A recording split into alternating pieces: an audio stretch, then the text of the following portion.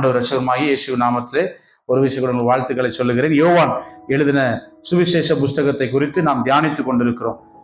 போன வாரத்துல அந்த வெண்கல சர்ப்பத்தை குறித்து பார்த்தோம். இந்த வாரத்திலே கர்த்தர் கொடுத்த வார்த்தை 3வது அதிகாரம் 24 31 வரைக்கும் வாசிக்கலாம். 32 வரைக்கும் வாசிக்குமா? நான் வாசிக்கிறேன். அக்காலத்தில் யோவான் காவலில் வைக்கப்பட்டிருக்கவில்லை. அப்பொழுது யோவானுடைய சீஷரில் சிலருக்கும் யூதருக்கும் சுத்திகரிப்பை குறித்து வாக்குவாதம் உண்டாயிற்று. அவர்கள் யோவானிடத்தில் வந்து, ரபி, உம்முடைய கூட யோர்தானுக்கு அக்கறையில் ஒருவர் இருக்கிறாரே, அவரை குறித்து நீரும் சாட்சி கொடுத்தீரே, இதோ அவர் ஞானஸ்நானம் கொடுக்கிறார், எல்லோரும் அவரிடத்தில் போகிறார்கள் என்றார்கள். யோவான் பிரதியுத்தரமாக, பரலோகத்திலிருந்து ஒருவனுக்கு கொடுக்கப்பட்டால் ஒழிய அவன் ஒன்றையும் பெற்றுக்கொள்ள மாட்டான். நான் கிறிஸ்து அல்ல, அவருக்கு முன்பாக அனுப்பப்பட்டவன் என்று நான் சொன்னதற்கு நீங்களே சாட்சிகள். மணவாட்டியை உடையவனே மணவாளன், மணவாளனுடைய தோழனோ அருகே நின்று அவருடைய சொல்லை கேட்கிறவனாய் மணவாளனுடைய சத்தத்தை குறித்து மிகவும் சந்தோஷப்படுகிறான். இந்த சந்தோஷம் இப்பொழுது எனக்கு சம்பூர்ணமாயிற்று. அவர் பெருகவும் நான் சிறுகவும் வேண்டும். உன்னதத்திலிருந்து வருகிறவர் எல்லாரிலும் மேலானவர், பூமியிலிருந்து உண்டானவன், பூமியின் தன்மை உள்ளவனாய் இருந்து பூமிக்கு அடுத்தவைகளை பேசுகிறார். பரலோகத்திலிருந்து வருகிறவர் எல்லாரிலும் மேலானவர். அல்லேலூயா. இந்த வார்த்தை யோவானுடைய சீஷர்களுக்கும் யோவானுக்கும் இடையே நடக்கிற கான்வர்சேஷன். இந்த பாத்தீங்க அப்படின்னா இந்த போர்ஷன்ல இருந்து, இந்த வார்த்தையிலிருந்து நம்ம ஒரு காரியத்தை பார்க்கிறோம். அவர் பெருகவும் நான் சிறுகவும். யோவான் ஸ்நானகர் பயங்கரமான ஒரு பெரிய ஒரு எழுப்புதலை உண்டாக்கின நபர். அந்த நாட்கள்ல எழுப்புதலுக்கு தன்னை ஆண்டவர் உருவாக்கி இருக்கிறார் அறிந்து வனாந்திரத்துல போய் கடந்து கத்தி கத்தி ஜெபம் பண்ணவும், அநேகர் வந்தாலும் கத்தி பேசி அவர் ஞானஸ்தானத்துக்குள்ள வழிநடத்தவும் அந்த யோவான் ஸ்நானகனுக்கு வல்லமை கத்த கொடுத்தார். சில சொன்னாங்க இவர் எலியாவின் ஆவியை பெற்றிருக்கிறார். அப்ப எலியா என்பவர் யாருன்னு பார்த்தா, அந்த எலியாவின் ஆவியை பெற்றிருக்கிற எலியா பார்த்தீங்கன்னா அந்த நாட்கள ஒரு பெரிய எழுப்புதல் உண்டு பண்ணார். பாகாலை வணங்கி கொண்டிருந்த அந்த ஜனங்கள் மத்தியில ஒரு பெரிய எழுப்புதல், யார் தேவன் என்பதை குறித்து ஒரு எழுப்புதலை கொண்டு வந்தார். அதே போல யோவான் ஸ்நானகனும் அந்த இடத்துல யார் பெரியவர் என்பதை உணர்த்தும்படியாக ஒரு பெரிய எழுப்புதலை உண்டு பண்ணார். அல்லேலூயா. இன்னைக்கும் பாத்தீங்கன்னா ஒவ்வொரு ஊழியக்காரர்களும் யார் கர்த்தர் என்பதை குறித்து வெளிப்படுத்தணும். அதற்கு தான் ஊழியம் செய்வதற்கு கர்த்தர் அழைத்து வந்திருக்கிறார். அல்லேலூயா. இப்ப சொல்லுங்க, ஊழியக்காரர்கள் எல்லாம் சிறுகவும் அவர் பெருகவும் வேண்டும். அல்லேலூயா. இப்ப சொல்லுங்க, நாங்கள் சிறுகவும் அவர் பெருகவும் வேண்டும். அல்லேலூயா. ஆமா, எங்க இருந்து? தூத்துக்குடியில இருந்து கிளம்பி போனார் பீகார் மாநிலத்துக்கு. அருமையான ஊழியக்காரர் அகஸ்டின் ஜெபக்குமார் அண்ணன். அவங்க போய் இன்னைக்கு அவங்களுடைய ஊழியத்தை பாருங்க, எக்கச்சக்க ஊழியங்கள். அவர் அடிக்கடி சொல்ல, நான் சிறுகவும் அவர் பெருகவும் வேண்டும். அல்லேலூயா. அநேக பெரிய ஊழியக்காரங்களுடைய வாயிலிருந்து எல்லாம் வந்திருக்கு. அதை ஆச்சரியமா பார்க்கலாம். இன்னைக்கு அதை நம்ம உணர்ந்து கொள்ளணும். ஒரு சின்ன காரியத்தை செஞ்சுட்டு நம்ம பெரிய ஆளுன்னு காட்டிடக்கூடாது. ரொம்ப கேர்ஃபுல்லா இருக்கணும். எப்படி? ரொம்ப கேர்ஃபுல்லா இருக்கணும். நம்ம பிசாசு எங்க அடிப்பா தெரியுமா? நம்ம பெருகவும் ஆண்டோடைய நாமத்தை சிறுகவும் பண்ணா உடைச்சு சொல்லிடும் எல்லாத்தையும், ஒண்ணு இல்லாம. அதனால நம்ம சிறுகவும் அவர் பெருகவும் வேண்டும். அல்லேலூயா. இதுதான் இன்ட்ரோடக்ஷன். சரியா? நல்லா புரிஞ்சுக்கோங்க. அப்போ மேலானவரை விசுவாசிக்கிற நாம் எப்படி வாழ வேண்டும்? இவர் இயேசு எப்படிப்பட்டவர் என்று சொல்லி அவர் சொல்லுகிறார். யோவான் சொல்றாருன்னா, அவர் வானத்திலிருந்து வந்த, உன்னதத்திலிருந்து வருகிறவர் எல்லாரிலும் மேலானவர். சொல்லுங்க, எல்லாரிலும். ஆனா பூமியிலிருந்து உண்டானவன், பூமியின் தன்மையா உடையவனாய் இருந்து பரலோகத்தின் பூமிக்கு அடுத்தவர்களை பேசுகிறான். பரலோகத்திலிருந்து வருகிறவர் எல்லாரிலும் மேலானவர். சொல்லுங்க, பூமியிலிருந்து வந்தவன் எப்படி இருக்கிறான்? பூமிக்கு அடுத்தவர்களை பேசுகிறான். பூமியின் தன்மையை உடையவன். அப்ப நல்லா கவனிங்க, 2 காரியம் இதுல விளங்கப்பட்டிருக்கிறது. என்ன அப்படின்னா, ஒன்று பூமிக்குரிய தன்மை, இன்னொன்று பரலோகத்திற்குரிய தன்மை. சொல்லுங்க, 2 காரியம். என்னது? பூமியின் தன்மை, இன்னொன்னு பரலோகத்தின். பூமியின் தன்மையை பெற்றிருக்கிற மனிதன் பூமிக்குரிய காரியங்களையே பேசிட்டு இருப்பான். பூமிக்குரிய காரியங்களிலே தன்னுடைய கவனங்கள் முழுவதும் இருக்கும். ஆனா பரலோகத்திலிருந்து வந்திருக்கிற இந்த இயேசு யார் என்பதை சீஷர்களுக்கு சரியான விதத்தில் அடையாளம் காட்டி கொடுக்கிறார். 2 ஊழியக்காரங்க ஒரு இடத்துல இருந்தா எப்படி இருக்கும் தெரியுமா? நிறைய பிரச்சனை வரும். ஏன் விசுவாசி, வா விசுவாசி, வா போராட்டம், ஏன் போராட்டம் சொல்லி பயங்கரமா ஒரு போராட்டம் வரும். ஆனா அந்த இடத்துல ஆண்டவர் சொல்றாரு, யோவான் சொல்றாரு, நீங்க கொடுக்கிற ஞானஸ்தானத்தை யோவானுடைய சீஷர்கள் சொல்றாங்க யோவான்ட்ட, நீங்க கொடுக்கிற ஞானஸ்தானத்தை அவர் கொடுக்கிறாரு. அவர் அழகா சொல்றாரு, நீ கவலைப்படாத, நான் செஞ்ச ஊழியத்தை விட, நான் என்ன விட அவர் பெரியவரா இருக்கிறார், அவர் மேலானவர் என்பதை அடையாளம் கட்டி கொள்ளுகிறார். அல்லேலூயா. ஊழியக்காரர்கள் புரிந்து கொள்ளணும். நான் அல்ல, எனக்குள் வாசமாயிருக்கிற மேலானவராகிய இயேசுவை நோக்கி பாருங்க. அப்போஸ்தலனாகிய பவுலும் சரி, பர்னபாவும் சரி, அந்த இடத்துல எங்களை உயர்த்தாதீங்க, நாங்க உங்களை போல ஒரு சாதாரண மனுஷங்க. ஆனா நீங்க யாரை கனப்படுத்தணும்னா ஆண்டவராகிய இயேசுவை கனப்படுத்துங்க அப்படின்னு சொல்லி அவங்க சொல்லிக் கொடுக்குறாங்க. அப்ப சொல்லுங்க, மனுஷனானவன் தன்னுடைய இருதயத்தில் கொண்டிருக்க வேண்டிய ஒரு முக்கியமான ஒரு காரியம் என்ன தெரியுமா? அவரை மேலானவராக எப்போது கருத வேண்டும்.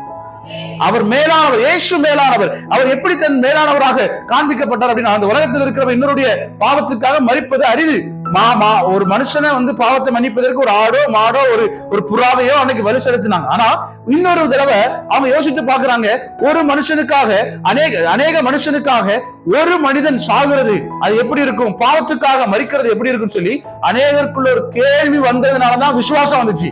அந்த விசுவாசத்துலதான் இயேசுவை பின்பற்றுகிறவர்கள் அநேகம் பேரா மாறினார். அல்லேலூயா. இயேசு கிறிஸ்துவை அவர் உயிரோடு இருந்த நாட்கள் அவரை விசுவாசித்தவர்களை விட அவர் மரித்து பரமேறி போனதுக்கு அப்புறமா அவருடைய செய்கை கண்டு விசுவாசித்தவர் உலகம் எங்கும் பெருகி இருக்கிறார். அல்லேலூயா. அப்ப அவர் மேலானவர். அவர் கூட இருக்கும்போது அவருடைய மேன்மை யாருக்கும் தெரியல. யூதர்களுக்குள்ளும் தெரியல, அநேக கிரேக்கர்களுக்குள்ளும் தெரியல. ஒரு சிலருக்கு கர்த்தருடைய அவருடைய மேன்மையை புரிந்து கொண்டான். அவர் மேலானவர் என்பதை அங்க இருக்கிறதான பிலாத்து கண்டுகொள்கிறான். இவர் எப்படிப்பட்டவர், இந்த இயேசு எப்படிப்பட்டவர் என்பதை அந்த பிலாத்து கண்டுகொள்கிறான். இவரிடத்தில் ஒரு குற்றமும் காணப்படவில்லை. இவரிடத்துல ஒரு குற்றமும் காணப்படல. இவர்கிட்ட எந்த குற்றமே பார்க்காம எப்படி இவரை நான் சிலுவையில் அறைவது? அதனால இவருக்கும் அந்த யூதருக்கும் எனக்கும் சம்பந்தம் இல்லைன்னு சொல்லி கையை கழுவிட்டாரு. அல்லேலூயா. அப்ப அவர் மேலானவர் என்பதை அந்த பிலாத்து கூட அறிந்திருந்தான். யூதருக்கு ராஜாவான்னு கேட்கும்போது ஆமா நான் யூதருக்கு ராஜா அப்படின்னா. அல்லேலூயா. அப்ப நம்முடைய ஆண்டவர் எவ்வளவு மேன்மையான, மற்ற இடங்கள்ல அடிக்கும் போது காரி துப்பி ஆண்டவர் அவமானப்படுத்தும் போது கூட அவர் மேலானவராக இருந்தபடினாலதான் ரியாக்ஷன் பண்ணல. நம்மளா இருந்திருந்தா காலை லேசா மிதிச்சிருந்தாலும் என்ன பண்ணிருப்போம், ரியாக்ஷன் பண்ணிருப்போம். ஆண்டவர் அப்படி அல்ல. அவர் மேலான சிந்தனை உடையவர்கள் பயங்கர பொறுமையா இருக்கும். நீடிய பொறுமை என்று சொல்லி ஒரு கனியை கர்த்தர் வைத்திருக்கிறார். அந்த நீடிய பொறுமையின் கனி நமக்கு கிடைக்கணும்னா நாம் பூமிக்குரிய தன்மையை பெற்றிருக்கிற வரைக்கும் அந்த நீடிய பொறுமை நமக்குள்ள வராது. அந்த மேலானவருடைய செய்கையை உணர்ந்து நாம் செயல்படும் போது அந்த மேலான தன்மையாகிய நீடிய பொறுமை, அன்பு, சந்தோஷம், சமாதானம், இப்படிப்பட்ட 9 கனிகளும் நமக்கு நிறைவாய் கிடைக்கும். அல்லேலூயா. அப்ப இதை குறித்து தான் நான் உங்களுக்கு பேச போறேன். இதுதான் இன்ட்ரோடக்ஷன் உங்களுக்கு சொல்லியிருக்கிறேன். இப்போ அந்த இயேசு மேலானவர் என்பதை குறித்து இந்த 2 வசனங்கள் மாத்திரமல்ல, இன்னும் அநேக வசனங்கள் உண்டு. ஆனா சில காரியங்களை உங்களுக்கு நான் கோடிட்டு காட்ட விரும்புகிறேன். ஆண்டவர் வந்து என்ன அப்படின்னா, மேலான இடம் அப்படிங்கிற காரியத்தை எதை வச்சு குறிப்பிடுறார் அப்படின்னா, இந்த பூமிக்குரிய மனுஷன் இந்த பூமியில இருந்து தான் எடுக்கப்பட்டான். பூமிக்குரிய மனுஷன் எங்க இருந்து எடுக்கப்பட்டான்? மண்ணில இருந்து எடுக்கப்பட்டான். ஆனா ஆண்டவருக்கு ஒரு விஷயம் வருது. என்னப்பா, இவன் பூமியில இருந்து எடுக்கப்பட்டதுனாலதான் பூமிக்குரிய காரியங்களோட, அதாவது மண்ணோடு இவன் என்ன பண்ணிருக்கான், ஒட்டி கொண்டிருக்கிறான். குணங்கள் எங்க இருந்து வருது? ஒவ்வொரு மண்ணுக்கும் ஒவ்வொரு வளம் இருக்கு. செம்மண்ணுக்குன்னு ஒரு வளம் இருக்கு, கரிசல் மண்ணுக்குன்னு ஒரு வளம் இருக்கு, வண்டல் மண்ணுக்குன்னு ஒரு வளம் இருக்கு, பாலைவன மண்ணுக்குன்னு ஒரு வளம் இருக்கு. ஒவ்வொன்றுக்கும் ஒரு வளம் இருக்கு. ஒவ்வொன்றுக்கும் ஒரு, நீங்க எங்க ஏரியாவில் அந்த கடல் பக்கமா நீங்க போனீங்க அப்படின்னா ஒரு குறிப்பிட்ட ஸ்டேஜ் தாண்டி பாத்தீங்க அப்படின்னா ஃபுல்லா ஒரு மண் இருக்கும்.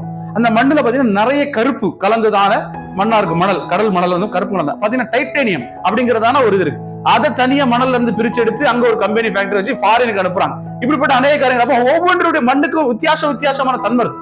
இப்ப இன்னைக்கு எம்சாண்டுக்கும் மணலுக்கும் வித்தியாசம் இருக்கா? இன்னைக்கு இது எவ்வளவு ரேட்டு போகுது, அது எவ்வளவு ரேட்டு போகுது. அப்போ ஒவ்வொரு மண்ணுக்கும் வித்தியாசம் இருக்குல்ல, அதை நீங்க புரிஞ்சுக்கோங்க. அப்போ இந்த மண்ணுக்குரியவன மண்ணுல இருந்து எடுத்து உருவாக்கி அவனுக்கு தேவ சாயலை கொடுத்தாரு. சொல்லுங்க, என்ன சாயலை கொடுத்தாரு? ஆனா அவனை எடுத்தது எந்த இடம்? மண்ணுல. இப்போ தேவசாயலா மண்ணின் தன்மையா அப்படின்னு சொல்லி ஒரு பெரிய போராட்டம் இருக்கு. அல்லேலூயா. இப்ப தேவசாயலா அதான் நன்மை. தீமை என்னது? இந்த மண்ணுக்குரிய தன்மை தான் தீமை.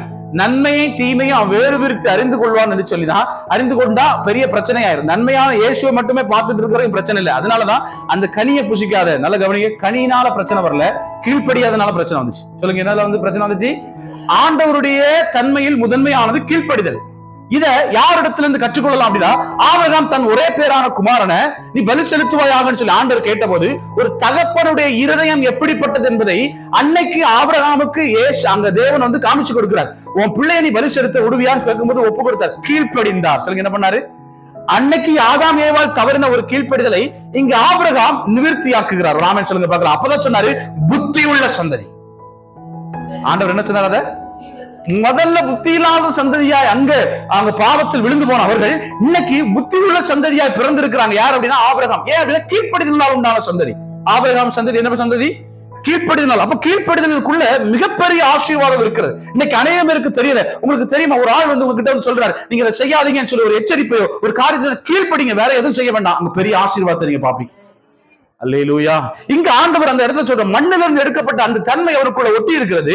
நான் என் தேவ சாயலை வைத்திருக்கிறேன். இவன் என் தேவனோடு இருந்தான்னா தேவ சாயலை பார்த்துட்டு இருப்பான். ஆனா என்னைக்கு அவனுடைய வழி விலகி அந்த இன்னொன்னு, அதான் சொல்லுவாங்க, இனத்தோட அப்படின்னு ஒரு பழமொழி சொல்லுவாங்க, பாத்திருக்கீங்களா? அதே போல என்னைக்கு பிசாசு பக்கமா போய் செவி கொடுத்தாரோ அன்னைக்கு அவனோடு சேருகிற தன்மை அவனோடு கூட இழுத்துருச்சு. மண் எங்க போகுது? அங்க இழுத்து அநேக குறைகளுடைய வாழ்க்கையில பாவங்களுடைய பெருக்கம் வந்ததை நம்ம அந்த இடத்துல பார்க்கணும். ஆபிரகாம் கீழ்ப்படிந்த அந்த காரியத்துல பார்க்கும்போது, ஆண்டவரே என் ஒரே பேரான குமாரனா சரி, நான் என் இருதயத்தை மனதார ஒப்பு கொடுக்கிறேன்னு சொல்லி தான் அந்த கத்தி எடுத்து ஓங்கினார். ஆண்டவர் டெஸ்ட் பண்ணாருன்னு சொல்லி பாக்குறோம்ல, அவர் அவனை ஆபிரகாமை பரிசோதிக்கிறார். என்ன பண்றாரு?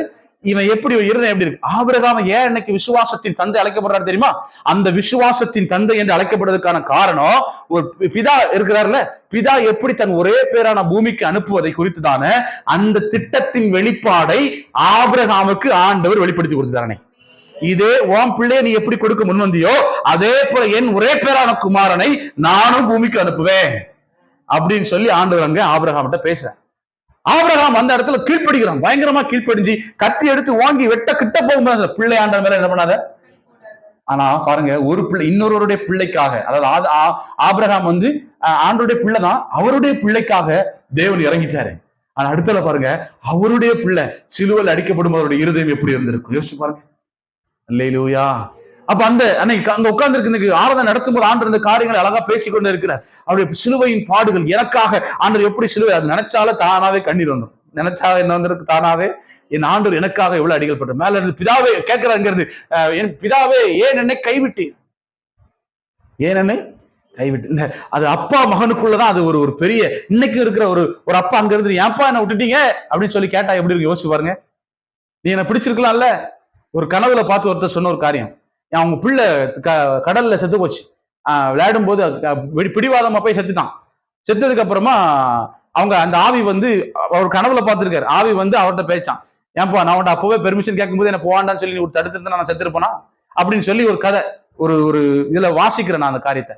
அப்போ அந்த கடல்ல போய் சாகாமல் இருந்திருந்தா இனி நான் இப்ப போய் செத்துருப்பேனா அப்படின்னு சொல்லி கேட்டுனா அந்த பிள்ளை கேட்கும் போது தகப்பனுடைய எப்படி இருக்கும்? இங்க ஆண்டு பிதாவுக்கும் ஏசப்பாவுக்கு இடைவெளி எப்படி இருந்திருக்கும்? அந்த ஒரு உணர்வை ஒரு தாயும் ஒரு தகப்பனும் ஒரு மகனுமாக இருந்து பார்த்தா தெரியும். இங்க இன்னொரு விஷயம் இருக்கு. இங்க பிதா மேல இருந்து தன் பிள்ளையை பார்த்து கொண்டிருக்கிறாரு, கீழே தாய் உள்ளம் என் பிள்ளை அடிக்கப்படுகிற குறித்து எவ்வளவு கலங்கி இருந்தது. மரியாள் அந்த இடத்துல எவ்வளவு ஒரு தாகத்தோட, என் பிள்ளை இப்படி தாகத்தோட மன்னிச்சு கொள்ளுங்க, அந்த இடத்துல ஒரு வேதனையோடு கூட ஒரு வருத்தம் நிறைந்த காரியத்தோட அப்படி நிக்கிறாங்கன்னா யார் அப்படி ஒப்பு கொடுக்க முடியும்? அல்லேலூயா. ஆபிரகாம் சாராளுக்கு மறைச்சு கொண்டு போயிட்டாரு. இங்க இயேசு கிறிஸ்துவ மரியாள் அந்த பூமிக்குரிய தாய் அவங்கதான். ஆனா அங்க இருக்கிற பிதாவும் சரி, இத்தனை பேர் பார்த்துட்டு இருக்கும்போது சீசன், அன்பான ஒரே ஒரு சீசன் தான் கூட நிற்கிறான். அல்லேலூயா. அப்படி இருந்து பார்த்து அந்த பூமியின் தன்மையை எல்லா மனுஷனுக்குள்ள இருந்து எடுத்து போட்டு தெய்வ சாயலை நான் உனக்குள்ள வைக்கும்படியாய் நான் சில காரியத்தை எளிதாய் மாற்றுகிறேன்னு சொல்லி சிலுவையிலே கர்த்தர் மரிக்கிறார். ஒரு ஆமென் சொல்லுங்க பார்க்கலாம். இப்போ மனுஷன் பூமியின் தன்மை உடையவன், அவனுடைய குணங்கள் அது ஆதியாகமம் 6வது அதிகாரத்துல இருக்கு. நீங்க வீட்டுல பேர வாசிச்சு பாருங்க. மனுஷன் மண்ணென்று கர்த்தர் நினைவு கூறுகிறார், அவன் செய்வது நித்தமும் எப்படி இருக்குன்னா பொல்லாதவைகளும். அவனே எப்படி இருக்கு வாசிங்க, அதை ஆதியாகமம் 6ல வாருங்க. அவன் என்ன நித்தமும் பொல்லாதவைகள் எப்படி சொல்லியிருக்காரு? நித்தமும் பொல்லாதவைகள் சொல்லியிருக்காரு. அந்த வசனத்தை வாசியேன். 5 6 மேல 5 வாசி. மனுஷனுடைய அக்கிரம் பூமியில பெருகின போது அவன் இருதயத்தின் நினைவுகளின் தோற்றம் எல்லாம் நித்தமும். இங்க ஒரு பெரிய விஷயம் இருக்கு, நல்லா நோட் பண்ணீங்கன்னா, நினைவுகளின் தோற்றம். சொல்லுங்க, நினைவுகளின் தோற்றம். இந்த தோற்றத்தினாலதான் பெரிய பிரச்சனையே வருது. மனுஷனுடைய வசனம் யாக்கோபுல இருக்கு, அவருடைய சிந்தையிலே அவன் முதல்ல எங்க ஒரு பாவம் அப்படின்னா கண்ணானது சரீரத்தின் விளக்கா இருக்கிறது. ஆனா இதோட இன்னொன்னு இருக்கு, அவன் சிந்தையில ஏற்படுகிற ஒரு எண்ணம், தோற்றம். சொல்லுங்க என்னது? அந்த தோற்றம் அவனா ஒரு கற்பனையில உருவாக்குற ஒரு காரியத்தை அவனுடைய சரீரம் போய் செய்து, அதான் பாவம் சொல்றாரு. பாவத்தை அவன் என்ன பண்றான்? கற்பம் தரித்து அதை போய் பிறப்பிக்கிறான் இருக்கு. அப்ப அதே போல ஆண்டு அழகா சொல்லி கொடுத்தார், எண்ணங்களின் தோற்றம் அப்படின்னா அவனுக்குள்ள உருவாகிற ஒரு தோற்றம் அவனை அப்படியே ஓட வச்சது. ஆண்டு கொடுத்தார், நினைவுகள் நல்லதுன்னு கொடுத்தார். நினைவுகள் என்னன்னு சொல்லி கொடுத்தாரு?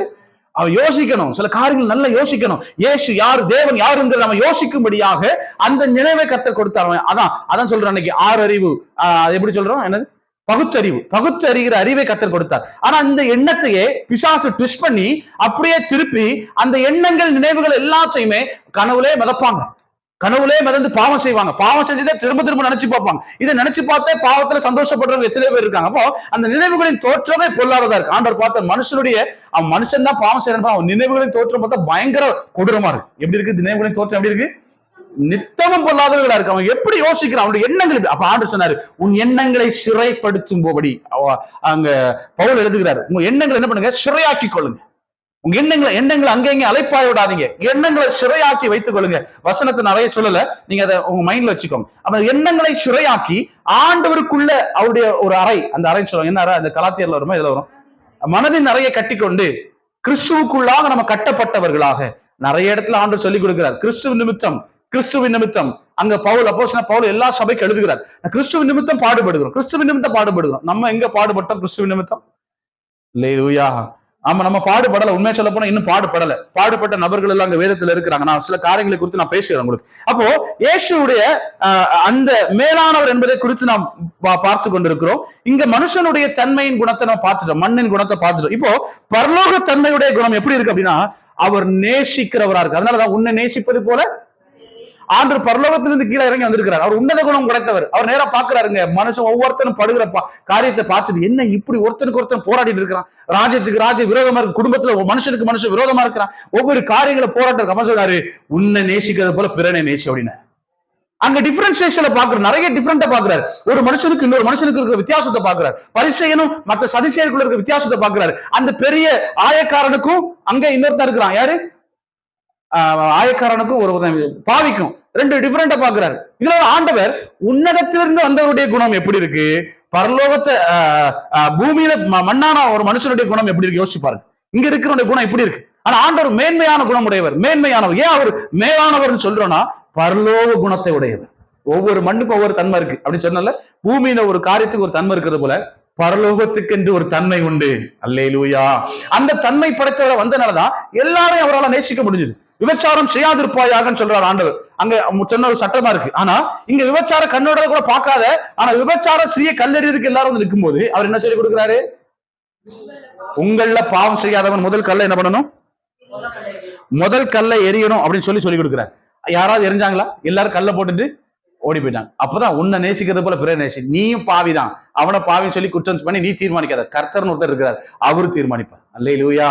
எல்லாரும் ஓடிட்டான். அப்ப அவருடைய எண்ணங்கள். அதனாலதான் பரிசேயருக்கும் ஆண்டவருக்கும் நிறைய முட்டிக்குச்சு. பரிசேயர்கள் சட்டத்திட்டங்களை பத்தியே பேசிட்டு இருந்தாங்க, சட்டத்திட்டங்கள் படியே நடக்கணும்னு சொன்னாங்க. ஆனா இங்க ஆண்டவராக இயேசு கிறிஸ்து சட்டத்திட்டம் ஒரு பக்கம் இருக்கட்டு, நீ மனுஷனா உன்னத குணத்தை படைச்சவர், அவர் மேலானவரா இருக்கிறாரு. உன்னத குணம் சொல்லுங்க, என்ன குணம்? மனுஷனுக்குள்ள ரெண்டு குணம் இருக்கு, ஒண்ணு உன்னத குணமும் இருக்கு, இன்னொன்னு இருக்கு பொல்லாத குணம் இருக்கு. எண்ணங்களின் தோற்றம் இருக்கிறதுனால அந்த பொல்லாத காரியம் நமக்குள்ள போராடும். எண்ணங்களின் தோற்றம் இல்ல அப்படின்னா பரலோகத்துல பாத்தீங்கன்னா எண்ணம் முழுவதும் எப்படி இருக்குன்னா ஆண்டவர் இருக்கு.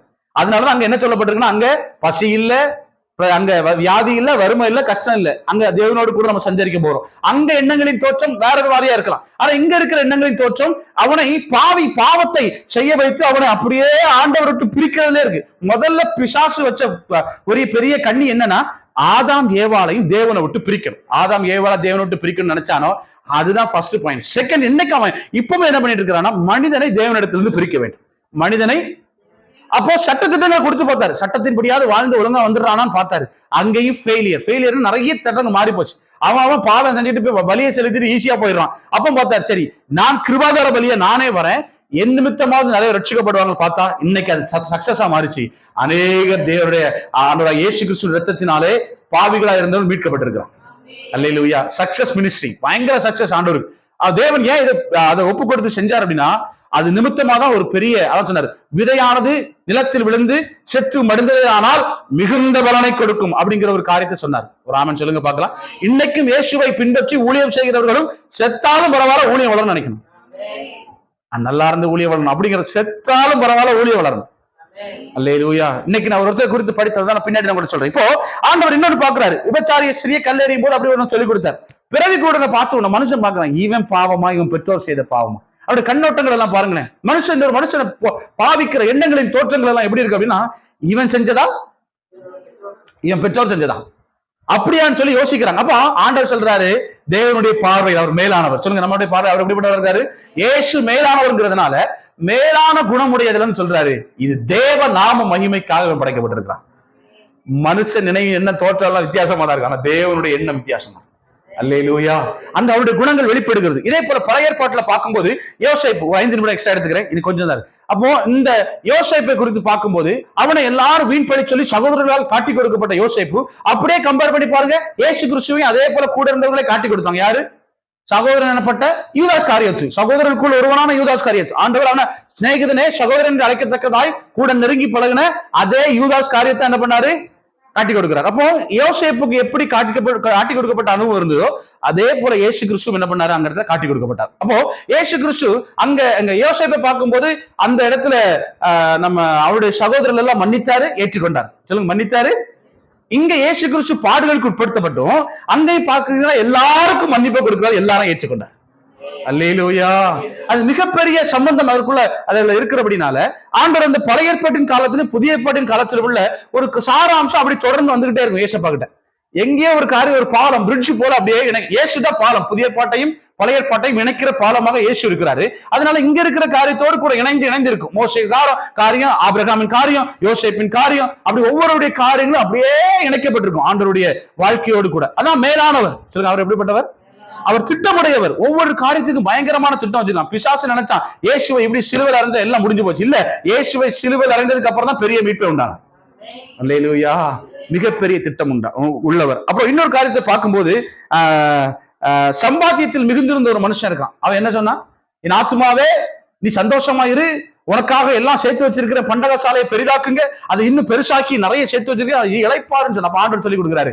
அந்த ஆண்டருடைய டெபினிஷனை பாருங்க. ஆண்டவர் சொல்லி கொடுக்குற ஸ்டேட்மெண்ட் என்ன ஸ்டேட்மெண்ட் அப்படின்னா, நீ உன் ஆத்துமாவை இளைப்பாற பண்ற, சாப்பாடுனால உன் ஆத்மா இளைப்பாறாது. நீ செத்து போனா இதெல்லாம் என்ன ஆகும்? இந்த உணவெல்லாம் வேற இருக்கும். ஆனா ஆத்மா திருப்தி ஆகிறதுக்கு ஒரு காரியம் இருக்குன்னு கற்றுக் கொடுக்குற. அல்லேலூயா. இந்த உலகத்தின் சிந்தனையை வேறு மாறியாய் கர்த்தர் காண்பிக்கிறார். எதில் சொல்றேன் அப்படின்னா, பரலோக ஆசீர்வாதம், உலகத்துல வாழும் போது உலகத்தின் ஆசீர்வாதத்தையும் பரலோகத்தின் ஆசீர்வாதத்தை ரெண்டு குணத்தையும் பேலன்ஸ் பண்ண தெரியணும். அது என்ன பண்ண தெரியணும்? பேலன்ஸ் பண்ண தெரியணும். பேலன்ஸ் பண்ண தெரியல அப்படின்னா முடிஞ்சு போச்சு. உலக ஆசீர்வாதம் வேணுமா? கண்டிப்பா வேணும். உலக ஆசீர்வாதம் வேணுமா? கண்டிப்பா. உலகத்துல வாழ்றதுக்கு உலக ஆசீர்வாதம் வேணும். ஆனா பரலோகத்துக்கு போனோம்னா உலகத்துல வாழும் போதே அந்த பரலோகத்துக்குரிய குணங்களோடு கூட நான் என்ன பண்ண வேண்டும்? இணைக்கப்பட வேண்டும். என்ன பண்ண வேண்டும்? இணைக்கப்படும். ஏன்னா அது நம்ம விட்டு பிரிஞ்சு போச்சு. புறஜாதியாய் நாம் இருக்கிறோம், ஒலிவ மரத்தோடு கிளை வெட்டப்பட்டு ஒட்ட வைக்கப்பட்டிருக்கிறோம். அங்கிருந்து சாறு நாமும் அப்படிப்பட்டவராக மாறணும். தேவனோடு கூட அவருடைய குணம் படைத்தவராக இயேசு மேலானவர். அவர் வசனம் இருக்குல்ல, அவர் உத்தமரான, அவர் என்ன வசனம் இருக்கிறபடியால் நீங்கள் இப்படி இருங்க சொல்லுங்க. அவர் பரிசுத்தர் ஆகியால் நீங்களும் பரிசுத்தராயிருங்கள் அப்படிங்கிற ஒரு வார்த்தை சொல்லியிருக்கிறார். அப்ப அவரோடு ஒட்ட வைக்கப்படும் போது அந்த பரிசுத்த சிந்தனை எனக்குள்ள வரும். அவரோடு கூட இணைந்திருக்கும் போது அந்த அவருடைய குணங்கள் எனக்கு வரும். முன்னாடியோ நம்ம யாரையும் மன்னிக்க மாட்டோம். இன்னைக்கு எத்தனை பேரை மன்னிக்கிறோம்? அவனுடைய குணம் இருக்கவங்களும் ராமே சொல்லுங்க பார்க்கலாம். விசுவாசமா சொல்லுங்க, நம்ம எல்லாம் தேவ குணத்தோட தான் இருக்கிறோம். பயப்படாதீங்க. ஆண்டவர் குணம் நமக்குள்ள இருக்கு. அந்த ஆண்டவருடைய குணத்தை நாம் பெற்றிருக்கிறபடினாலதான் இன்னைக்கு ஒழுங்கான ஓரளவுக்கான கிறிஸ்தவ வாழ்க்கை போயிட்டு இருக்கோம். எங்கேயோ மண்ணுடைய காரியம், மண்ணின் தன்மை எங்கேயும் இழுத்து போராடுது. அதுதான் பிரச்சனை. நம்ம எப்படி அதை கரெக்ஷன் பண்ணிட்டா, ஒரு டீச்சிங் என்கிறது, ஒரு செய்தி என்பது நம்ம அப்படியே கரெக்ஷன் பண்ணி ஆண்டோடு கூட இணைக்க வச்சிருந்தோம். ராமன் சொல்லலாமா? உலகத்தின் சரீரத்தின் தேவைக்காக மட்டுமல்ல, பரலோகத்தின் சித்தத்தை உணர்ந்து வாழுகிறவர்களாக பூமியில் இருக்கும். உலகத்தின் தேவைக்கான, சரீரத்தின் தேவைக்கான காரியங்களை மாத்திரம் செய்கிறவளா இல்லாம பரலோகத்தின் திட்டத்துக்கு உட்பட்டு என்னுடைய வாழ்க்கையிலே நான் பயணிக்கிறவனாய் காணப்பட வேண்டும். அல்லேலூயா. இதுல 34வது வசனம், யோவான் அந்த 3வது அதிகாரத்தில் 34வது வசனத்துல தேவனால் அனுப்பப்பட்டவர் தேவனுடைய வார்த்தைகளை பேசுகிறார். இதுதான் முக்கியம். தேவனால் அனுப்பப்பட்டவர் இதை விசுவாசிக்கும்படியா. இது என்ன பண்ணணும்? விசுவாசி. அம்மா நீங்க பசிக்கிறதா இருக்கா? இல்ல ஒரு 5 நிமிஷம் எடுத்துக்கிட்டோம்மா. சாரி, இன்னைக்கு கொஞ்சம் இந்த வசனத்தை முடிச்சிடுறேன். அப்போ தேவனால் அனுப்பப்பட்டவர் என்பது அவர் பேசுகிற வார்த்தையினாலதான் விளங்குச்சு. அவர் பேசுகிற வார்த்தையினாலதான் தேவனுடைய அன்பை வெளிப்படுத்தினார். அதை சொல்ல, அப்பாவை போல பிள்ளை இருக்கு, அம்மாவை போல பிள்ளை இருக்குன்னு சொன்னது போல தேவனால் அனுப்பப்பட்டவர் எப்படி இருக்கிறாரு? தேவனுடைய குணத்தை பிரகாசிக்கிறார். ஆனா நாமோ தேவனால் படைக்கப்பட்டிருந்தும் அவருடைய குணத்தை பிரகாசிக்காமல் இருக்கும். இப்ப என்ன பண்ணணும் அப்படின்னா, அவருடைய குணம் என்பதே நாம் என்ன என்பதை அறிந்து கொள்ளும்படியாக இந்த வேத வசனம் நமக்கு கொடுக்கப்பட்டிருக்கு. இதை நாம் கற்று அறிந்து கொண்டு அவருடைய குணம் என்ன, அவருடைய சாராம்சங்கள் என்ன, அவர் ஒரு திட்டத்தை எப்படி யோசிக்கிறார், ஒரு மனிதனை குறித்த யோசனை என்ன, என் குடும்பத்தை குறித்த யோசனை என்னங்கிறத நம்ம அறிந்து கொள்ளணும். அதான் தேவ திட்டத்தை அறிந்து கொள்ளும்படியாக சொல்லப்பட்டிருக்கு. சரி, இதுல இன்னும் ஒரு கொஞ்சம் காரியங்கள் மாத்திரம் இருக்கிறது. பூமியின் குணங்களை வெறுத்து வாழ்ந்து பாருங்க. நம்முடைய வாழ்க்கையில பூமியின் குணங்களை வெறுத்து கொஞ்சம் வாழ்ந்து பாருங்களேன். நமக்கெல்லாம் கஷ்டமா இருக்குன்னு தோணும். ஆனா நீங்க வாழ்ந்து பூமியின் காரியங்களை கொஞ்சம் கொஞ்சமா வெறுத்து வெறுத்து வெறுத்து வெறுத்து வெறுத்து, அதாவது குடும்பத்தை வெறுத்துடக்கூடாது. நிறைய பேர் அப்படியும் போயிடுறாங்க. அப்படியெல்லாம் இல்ல, குடும்பத்தை கவனிக்கணும். குடும்பத்தை நடத்துறே ஊழியத்துக்கு பாத்திரம் இல்ல. அது ஆண்டோடைய வேதம் அழகா நம்ம கற்றுக் கொடுக்குறது. ஆனா சில பாவங்களை, அனித்தியமான சந்தோஷங்களை விட்டு விட்டு ஒதுக்கி ஒதுக்கி ஒதுக்கி ஒதுக்கி விட்டு அப்படியே வாழ்ந்து பாருங்க. உங்களை அறியாமலே உங்களுக்குள்ள மிகப்பெரிய பரலோகத்தின் சந்தோஷம் உங்களுக்குள்ள இருக்கிறத பாப்பீங்க. அல்லேலூயா. அதான் பாவியாகிய சகேயு பூமியின் தன்மையினால் நிறைந்து போயிருந்தான். அவன் எல்லாரும் அதிக வட்டிக்கு வாங்குறோம்னு சொல்லி ஒதுக்கி வச்சாங்க. ஆனா இவன் ஒரே நாள்ல ஆண்டவர் சொன்ன வீட்டுக்கு ரட்சிப்பு வந்துன்னு சொன்ன உடனே அவனுக்குள்ள இருந்த சந்தோஷத்தின் நிறைவினால குணம் மாறிச்சா. 4 இடத்துல 4 வாங்கினதெல்லாம் 1 2 வாங்கினதெல்லாம் என்ன பண்ணா? இதுதான் பரலோக குணம். ஒரு ஆமென் சொல்லுங்க பார்க்கலாம். மனுஷனுடைய குணம் இங்க மாற முடியும். சேஞ்ச், ஒரு பெரிய ஒரு மாற்றம் அடையும். குடிக்கிறவன் குடிக்காம இருக்கிறான், விபச்சாரம் பண்ணுகிறவன் விபச்சாரம் இருக்கிறான் பண்ணாம இருக்கிறான், வேஷத்தினம் பண்ணுறான் வேஷத்தினம் பண்ணாம இருக்கிறான். அப்படியே ஆண்டவர் ஒரு மனுஷனுடைய வாழ்க்கையில மாற்றத்தை கொடுக்குறான். இதுதான் தெய்வீகமான குணம். அல்லேலூயா. இயேசு மேலானவர் என்று சொல்லி ஏன் சொல்லுகிறோம்னா, அந்த மேலானவரை நாடுகிறபடினால, அதான் ஒரு இடத்துல பவுல் சொல்வாரு, நீங்க பூமிக்குரியவர்களை நாடாமல் மேலானவர்களை நாடுங்க சொல்றாரோ இல்லையா வேதவசனத்துல. அதே போல இந்த இடத்துல ஆண்டவர் சொல்லிக் கொடுத்த ஒரு காரியம் இதுதான். நம்முடைய வாழ்க்கையில சந்தோஷம் நிறைந்து காணப்படணும்னா அனித்தியமான பாவ சந்தோஷங்களை அப்படியே நம்மளை விட்டு விளக்கணும். அப்பதான் உண்மையான சந்தோஷம் வரும். நீங்க வேணா ட்ரை பண்ணி பாருங்களேன். கொஞ்சம் ஒரு 10 நாளைக்கு நம்ம என்னெல்லாம் பாவம் செய்யறோமோ யோசிச்சு லிஸ்ட் எடுத்து வச்சுக்கோங்க. எழுதி வைக்காதீங்க, பக்கத்துல இருக்கவங்க பார்த்துட்டாங்கன்னா கஷ்டமாயிரும். மனசுக்குள்ள தீர்மானம் பண்ணிட்டு இதெல்லாம் செய்யக்கூடாதுன்னு சொல்லி முடிவு எடுத்து ஒரு 10 நாள் இருந்து பாருங்க, எவ்வளவு சந்தோஷமா இருக்கீங்கன்னு பாருங்க. அல்லேலூயா. சரி, ஜான் ஹாட் அப்படிங்கிற ஹைட், சாரி மன்னித்துக் கொள்ளுங்க, ஜான் ஹைட் அப்படிங்கிறதான ஒரு மனுஷன் இருக்கிறார்.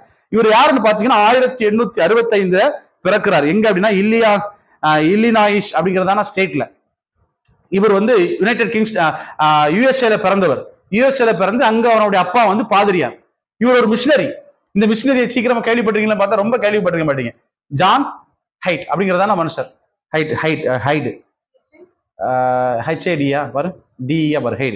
ஜான் ஹைட் அப்படிங்கிற அவர் அந்த மனுஷர். அப்ப இந்த மனுஷர் வந்து என்ன பண்றாருன்னா, அவருடைய அப்பாவுடைய ஊழியத்தின் தொடர்ச்சியாக இவரும் ஒரு ஊழியம் செய்கிறவராக எங்க வர்றாருன்னா, பஞ்சாப் மாநிலத்துக்கு 1892 யுஎஸ்ஏல பிறந்து அமெரிக்க தேசத்துல பிறந்து அங்க இருந்து இங்க பஞ்சாப் இந்தியால வரார். இந்தியால வந்து பஞ்சாப்ல வந்து ஊழியம் செய்கிறார். இவர் ஊழியம் செய்யும் போது பாத்தீங்கன்னா இவருக்கு கொஞ்சம் காது கேட்காத சூழ்நிலை. இவருக்கு என்னது, காது கேட்காத சூழ்நிலைமையில அவர் ஊழியத்தை செய்து கொண்டிருக்கிறார். நம்முடைய தாய்மொழி இங்க இருக்கிற அங்க பஞ்சாப்ல இருக்கிற தாய்மொழியை கற்றுக்கொள்வதில் பயங்கர சிரமம். அவருக்கு சிரமம் அடைந்து கஷ்டப்பட்டு அந்த மொழியை கற்றுக்கொண்டு அங்க ஊழியம் செய்கிறார். வந்த கொஞ்ச நாள் பாத்தீங்கன்னா நல்ல ஊழியம் போச்சு. நல்ல ஊழியத்துல பயங்கர நிறைய காரியங்கள் நடந்தது. அநேகம் பேர் ரட்சிக்கப்பட்டாங்க. திடீர்னு பார்த்தா ஒரு குறிப்பிட்ட 1804 இருந்து பாத்தீங்க மன்னிச்சுக்கலாம் 1896ல யாருமே ரட்சிக்கப்படல. அதுக்கப்புறமா கொஞ்ச நாள் நல்லா ரட்சிக்கப்பட்டாங்க. அதுக்கப்புறம் என்ன யாருமே ரட்சிக்கப்படல. இவருக்குள்ள பயங்கரமான கேள்வி, ஆண்டவர் ஏன் ரட்சிக்கப்படாம இருக்கிறாங்க? எவ்வளவோ பிரயாசம் எடுக்கிறேன், எவ்வளவோ கஷ்டப்பட்டு ஊழியம் செய்கிறேன், ஆனா என்னால ஒரு ரட்சிக்கப்படுகிற ஒரு மனுஷனை பார்க்க முடியலன்னு சொல்லி பயங்கரமான ஒரு விரக்தியோடு காணப்படுகிறார். அப்ப என்ன பண்றாரு, தேவனுடைய சமூகத்துல ஜெபிக்கலாம்னு சொல்லி போறார். சக நண்பர்களோடு கூட போய் ஜெபிக்க போறார். ஜெபிக்க போற இடத்துல ஒரு வழியை கண்டுபிடிச்சாரு. ஆண்டவர் சொல்லி கொடுத்த இந்த ஜெபத்தினாலதான் அடுத்த ஒரு ரட்சிப்பு இருக்கு அப்படின்னா. அல்லேலூயா. ஜெபத்தின் வழியா போய் ஒரு வழியை கண்டுபிடிச்சாரு ஜெபத்தினால. அதனால பயங்கர ஊக்கமா ஜெபிக்கிறவர் ஜான் ஹைட். அவர் பயங்கர ஊக்கமா ஜெபித்து ஜெபித்து ஜெபித்து சாப்பாடையே மறந்துட்டார். சாப்பாடையே அப்படி ஆண்டவரோட போய் உட்கார்ந்து ஜோம் பண்ணி ஆண்டவரே ரட்சிங்க, இந்தியாவை ரட்சிங்க. எங்க இருந்தோ ஒரு வந்த மனுஷங்க அங்க இருக்கு, நம்ம இந்தியாவை ரட்சிக்கணும், ஆத்தும ரட்சிப்புக்காக ஜோம் பண்ணார். தேவனுடைய குணம். அல்லேலூயா. ஜான் ஹைட்டுக்குள்ள இருந்தது என்ன குணம்? தேவனுடைய குணம். ரட்சிக்கப்படும் அவருடைய ஆத்ம தாகமா இருக்கிறேன் அவர் சொன்னாரே, அதே போல அந்த தாகம் இன்னைக்கு அநேகருக்குள்ள பரவி அந்த தாகத்தோடு கூட அவர் ஊழியம் செய்ய வந்தார். இந்தியாவில் இருக்கிற அநேக பேர் அவருக்கு எதிர்ப்பு தெரிவித்த போதும் ஆனா அவர் அதை பொருட்படுத்தாம ஜபம் இருந்த காரணத்தினால அவர் என்ன பண்ணாருன்னா பயங்கரமா ஜெபிச்சு அவருடைய சரீரம் லேசா பாதிக்கப்படுது. அவர் என்ன பண்ண, சரீரம் லேசா ஆனாலும் அவர் உடல நான் கர்த்தருடைய சமூகத்துல ஜெபம் பண்ணுவேன், இந்தியாவில் ஒரு பெரிய எழுப்புதல் வரும்னு சொல்லி பயங்கரமா விசுவாசத்தோடு இறங்கின அந்த நபர் 1904 அந்த ஜபத்தின் விளைவாக ஒரு பெரிய இந்தியாவில் இருக்கிற கிறிஸ்தவர்களும் மேற்கத்திய மிஷினரிகளுமாய் சேர்ந்து ஒரு பெரிய ஒரு மாநாடை நடத்துகிறாங்க. எங்கன்னு பாத்தீங்கன்னா இன்னைக்கு பாகிஸ்தான்ல சியால்கோட் அப்படிங்கிறதான மாகாணம் அங்க இருக்கு. சியால்கோட் அங்க பாகிஸ்தான்ல வச்சு, முன்னாடி இந்தியாவும் பாகிஸ்தானும் சேர்ந்து தானே இருந்தது, அதனால அங்க வச்சு நடத்துறாங்க. இந்திய கிறிஸ்தவர்களும் யாரெல்லாம் அங்க இருக்கிற மேற்கத்திய மிஷினரிகள், மேற்கத்திய நாடுகள்ல இருந்து வந்த மிஷினரிகள் எல்லாம் சேர்ந்து ஒரு பெரிய மாநாடு நடத்துறாங்க. அந்த மாநாடு சக்சஸா மாறுது. ஒரு ஆமென் சொல்லுங்க பார்க்கலாம். ஆனா அதுல பாத்தீங்கன்னா அவரும் அவர் நண்பர்களும் பின்னாடி இருந்து ஜெபிச்சதுல பிரசவ வேதனை எப்படி இருக்குமோ அதே போல சில வலிகளை அவருடைய சரீரத்துல உணர்ந்திருக்கிறாரு. அவர் அவ்வளவு பாடுகளை உணர்ந்திருக்கிறாரு. அவர் கூட இருந்தவர்கள் உணர்ந்திருக்கிறாங்க. ஏன்னா கிறிஸ்தவர்கள் இந்த இந்தியாவில பெருகும்படியாக அவர்கள் பட்ட பிரயாசங்கள் பயங்கரமா இருந்துச்சு. நாட்கள் போக போக பாத்தீங்கன்னா லெப்ட் பக்கத்துல இருந்த இருதயம் அங்க சாப்பாடு பிரச்சனை, வயிறு பிரச்சனை இதெல்லாம் வந்ததுனால அப்படியே ஒதுங்கி வலது பக்கம் வந்துருச்சு. என்ன வந்துருச்சு, அப்படியே இருதயம் லெப்ட்ல இருந்து ரைட்டுக்கு வந்துருச்சு. இந்த ரைட்டுக்கு வந்தது உடல நல்லா ஜெபிச்சாரு. இன்னும் தூக்கத்தை மறந்து அப்ப சொன்னாரு, என் ஆண்டவருடைய ஊழியம் இந்த இடத்துல வரும்படி ஆத்தும ரட்சிப்புக்காக என் உயிரையும் கொடுக்க நான் தயாரா இருக்கிறேன்னு சொல்லி அந்த ஜெபிக்கிறத மட்டும் அவர் விடவே இல்லை. பலவீனப்பட்டுட்டாரு, ஆனாலும் சோர்ந்து போகாம இன்னும் ஜெபிக்கிறது. கடைசியாக அவருடைய 47 வயதுல, எத்தனாவது வயசுல, 47 வயசுல அமெரிக்காவுக்கு போயிட்டாரு. அங்க 47 அங்க போயிட்டு அமெரிக்கால இருக்கும்போது 1912ல அங்க அமெரிக்க தேசத்துல இறக்குறார். அல்லேலூயா. ஒருவேளை இந்தியால இறந்திருந்தா கூட எனக்கு எல்லாருக்கும் ஞாபகம் இருந்திருக்கும். இன்னைக்கு நிறைய பேருக்கு என்ன பண்ணாது, இவர் ஜான் ஹைட்ட தெரியாது. அவருக்கு இவர் தான் ஜான் ஹைட். இவரை ஆண்டவர் எடுத்து பயன்படுத்தின விதம், ஜெபத்தில உறுதியா இருந்தார். என்ன சூழ்நிலை முழங்கால நின்று போராடுகிற ஒரு நபரா இருந்தார். தேவனுடைய எண்ணம் குணங்களை புரிந்து கொண்டு வர 47 வயசுல சாகணும் என்ன யோசிச்சு பாருங்க. ஆண்டவருடைய குணம் வந்துச்சுன்னா எத்தனை வயசு நம்ம நினைப்போம், ஏசப்பா 30 வருஷம் வந்தாரு, 3.5 வருஷம் நல்ல ஊழியம் செஞ்சாரு, 33 வயசுல இறந்துட்டாருல அப்படி யோசிக்கிறல்ல. ஆனா உண்மையா ஊழியம் செஞ்சா எத்தனை வயசுல செத்தாலும் பரவாயில்லன்னு தோணும். அதான் உண்மை.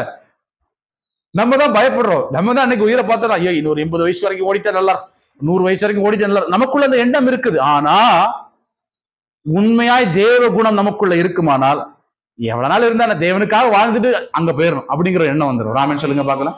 இந்த எண்ணத்தோடு கூட இருந்த ஜான் ஹைட்டை கொண்டு கர்த்தர் ஒரு பெரிய மறுமலர்ச்சியை உண்டாக்கி வச்சார். அதுக்கப்புறமா குறிப்பிட்ட நாட்களுக்கு அப்புறமா வரைக்கும் இந்த சியால்கோட்